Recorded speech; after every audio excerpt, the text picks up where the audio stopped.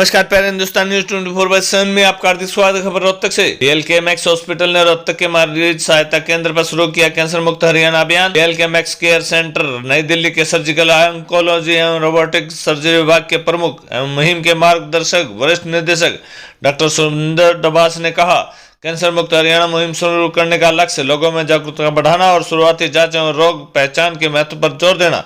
Doctor Surendra Dabas ने कहा, बढ़ती आबादी, श्रम रहित लाइफस्टाइल का बढ़ता चलन और खान पान की आदतों में बदलाव के कारण हर साल अभूतपूर्व रूप से बढ़ती जा रही है कैंसर मरीजों की संख्या। जिला उपायुक्त ने कहा, कैंसर मुक्त हरियाणा केंद्र शुरू होने के बाद रोगियों को प्राथमिक परामर्श के लिए मेट्रो शहरों में जाने की नहीं पड़ेगी आवश्यकता। इसमें कैंसर के बढ़ते मामलों और विभिन्न प्रकार के कैंसरों की चिकित्सा पद्धति में आइतक्की के बारे में विस्तार से जानकारी देने के लिए BLK max super speciality hospital Nai Delhi ने कैंसर मुक्त हरियाणा अभियान का आगाज किया। इस मुहिम के जरिए कैंसर रोग के प्रति जागरूकता बढ़ाने और राज्य के लोगों में बीमारी के प्रति भय और कलंक मिटाने की कोशिश की जाएगी। कैंसर मुक्त हरियाणा मुहिम का आगाज मुख्य अतिथि जिला उपायुक्त Manoj Kumar, MO doctor Nibila, BLK Max hospital Nai Delhi के सर्जिकल ऑन्कोलॉजी एवं रोबोटिक सर्जरी विभाग के प्रमुख मुहिम के मार्गदर्शक वरिष्ठ निदेशक डॉक्टर सुरेंद्र डबास हैं। बीएलके मैक्स हॉस्पिटल इस अभियान का एहसास और सिंह होप फाउंडेशन के सहयोग से इस क्षेत्र में जागरूकता फैलाने के लिए आएगा। कैंसर हॉस्पिटल नई दिल्ली के निदेशक डॉक्टर सुरेंद्र डबास ने कहा, BLK max super speciality hospital पूरी सुविधा के साथ लोगों की सेवा के लिए प्रतिबद्ध रहते हुए मरीजों के इलाज उसमें जागरूकता बढ़ाने के मामले में हमेशा अग्रणी रहा है। कहा है, कैंसर मुक्त हरियाणा मुहिम इस प्रतिबद्धता को जारी रखने का प्रयास है कि हमारा प्राथमिक लक्ष्य लोगों में जागरूकता बढ़ाना और शुरुआती जांच और रोग की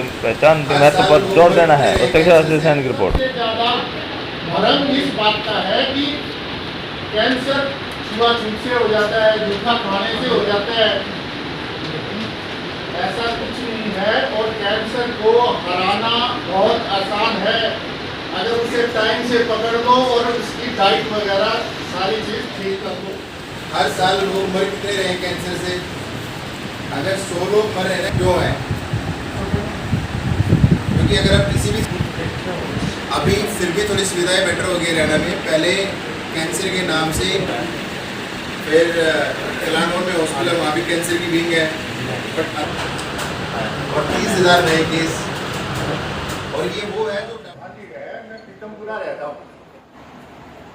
2014 में मेरे को कैंसर डिटेक्ट किया और यहाँ पर था कंधे के पीछे सॉफ्ट टिश्यू सार्कोमा, और वो भी डेंजरस वाला। और इसमें टाइम पे, क्योंकि दिल्ली रहते थे तो टाइम पे पता चला। मैंने तो खुजली हुई, मैंने सीधी स्क्रीनिंग कराई, पता लग गया तो भाई से बात करी और सारा इलाज का लाइन ऑफ एक्शन डिसाइड हो गया। हालांकि हाई ग्रेड था जिसमें सर्वाइवल के चांसेस कम थे, लेकिन टाइम पे पकड़ने की वजह से और बेस्ट ट्रीटमेंट जो वर्ल्ड में अवेलेबल था वो फॉलो करने की वजह से उसमें अब तक जितने केस हुए उनमें सर्वाइवल 6 महीने साल का होता है और मेरे को 7 साल हो गए। अब हम हमायूपुर भी गए थे कैंप में, वहाँ एक लड़के को मिल गया जिसकी 4 महीने बाद शादी हो रही है और हमें अब ये दिक्कत की उसे बताएं कैसे। वो बताएं तो वो रात वहीं चालू हो जाएगी। हम जींद के एक गांव में डॉक्यूमेंट्री बनाई, वहाँ पर 60-70 केस है एक ही गांव में, क्योंकि फैक्ट्री का कोई केमिकल आता है जिससे ग्राउंड वाटर खत्म हो गया, सब में कैंसर है। उसमें रिश्ते ही नहीं होते उस गांव में। हमारे गांव में सबसे ज्यादा भ्रम इस बात का है कि कैंसर छुआछूत से हो जाता है, जूठा खाने से हो जाता है, सब्जी में मिलावट, हर चीज में मिलावट, दूध में मिलावट, थैली का दूध है उसमें मेलामाइन है। मेरा बोलने का ये है कि इन चीजों को गांव की कल्चर में से ये चीजें निकालो, उसके बाद ज्यादा टाइम दो, जिसको मिल जाए उसे। और ये क्लिनिक का बीमारी नहीं है, ये इंस्टीट्यूशनल बीमारी है। बड़े डॉक्टर के बड़े अस्पताल मुहिम उठाइए कैंसर मुक्त हरियाणा, इसको छोटी मोटी बात नहीं है। डॉक्टर साहब का जो ये योगदान यहाँ दे रहे हैं, हमें बहुत बहुत आभारी है। कि भी इन्होंने कैंसर मुक्त हरियाणा, हम डीसी साहब के भी आभारी हैं कि डीसी साहब ने पूरा सहयोग किया। हम सीएमओ जो हमारे यहाँ है की तरफ से हैं उनके पास भी उन्होंने पूरा सहयोग किया कि आप आगे बढ़ो। तो इन्होंने क्या किया कि हमारे यहाँ 144 विलेजेज है रोहतक डिस्ट्रिक्ट के अंदर, 126 के अंदर PHC और CHC प्राइमरी हेल्थ सेंटर और जो सिविल के जो हॉस्पिटल्स वगैरह 126 के अंदर तो ये डायरेक्ट जाएंगे मेरे ख्याल में 15-20 के अंदर तो चले भी गए, जिसके अंदर इनका पूरा हम आपके धन्यवादी है डॉक्टर साहब। क्या अपना इंसिडेंस है, अगर आप आज की तारीख में देखते हो तो तीसरे नंबर पे हरियाणा आता है number of patients, cancer patients. अगर 1 लाख लोगों में से 103 लाख लोगों को कैंसर, 103 लोगों को कैंसर हो रहा है। अगर पॉपुलेशन के हिसाब से देखा जाए तो 30,000 कैंसर के पेशेंट हर साल नए, और हर साल करीबन 5,000 लोग कैंसर से एक्सपायर हो रहे हैं, जो कि एक डाटा में है। अननोटिस मीन्स जिनका हॉस्पिटल नहीं पहुंच पाते वो तो अलग है। और इसमें अगर आप डिस्ट्रिक्ट वाइज देखो तो फरीदाबाद नंबर 1 पे आता है, रोहतक चौथे नंबर पे आता है। तो इन चीज़ों का रीज़न क्या है? एक, क्या हमारे पास फैसिलिटीज़ नहीं है कैंसर को ट्रीट करने की? क्या हम उसको इग्नोर कर रहे हैं? हम टाइम पे ट्रीटमेंट नहीं ले पाते या ट्रीटमेंट टाइम पे हो नहीं पाता?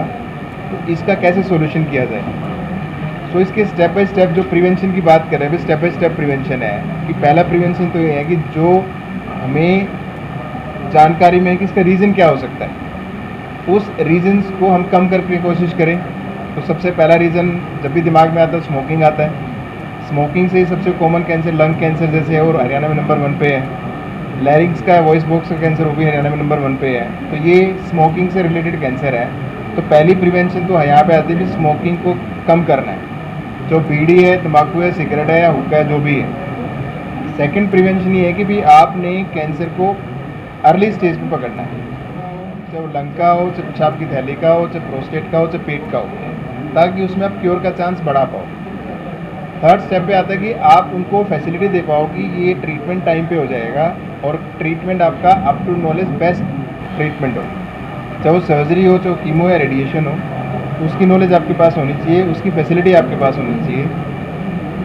तो फैसिलिटी की जब बात आती है कि ये आता है कि कई बार लोग ट्रीटमेंट अवेल नहीं कर पाते, मॉनिटरी रीज़न है। तो उसमें एक अवेयरनेस ये भी लेके आने की आप सारे लोग इंश्योरेंस कराओ, चाहे आप ग्रुप इंश्योरेंस कराओ लोगों से मिलके, चाहे गांव के गांव में कराओ, ताकि आप उस ट्रीटमेंट को अफोर्ड कर पाओ। फिर जब आपके पैसे वाली प्रॉब्लम नहीं आती हो तो बेस्ट से बेस्ट ट्रीटमेंट लेने की कोशिश करते हो, चाहे वो दिल्ली में है, दिल्ली के बाहर है, जहाँ भी है आपको लेना है।